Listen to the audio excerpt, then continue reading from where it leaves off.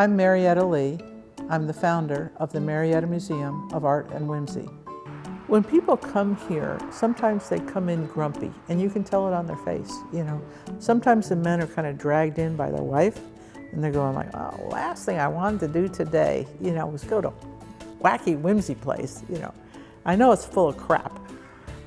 And they come in, and some of them, as soon as they walk in, they're just like hit. And they see an eclectic group of paintings. In other words, it's not all by the same artist. It's not all from the same country. It has different people's idea of joy, peace, happiness, you know, whatever you want to say. But it made them feel good when they were making the art. And the viewer gets to participate in that. And that's the whole key.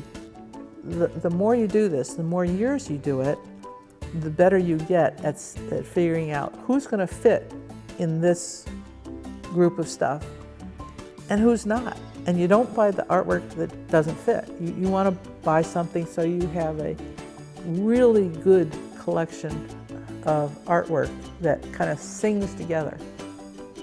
How do you know? How do you decide? You know, how do you choose? A lot of people ask that.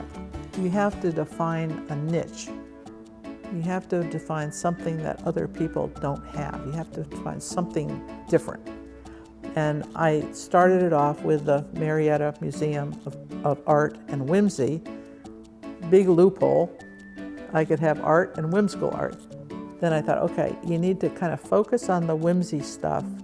What makes people smile? What makes them laugh? When people come in here, our visitors, sometimes they're in emotional trouble on occasion. We're all in emotional trouble every now and then.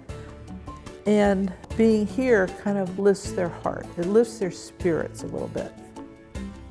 Before COVID, we were the Huggy Kissy Museum. So we would give a lot of hugs.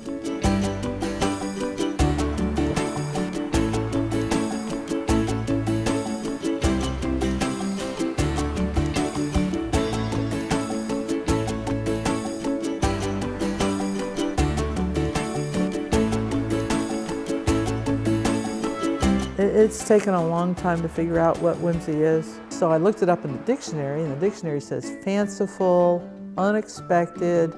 Unexpected is a key because humor is kind of sitting on unexpected.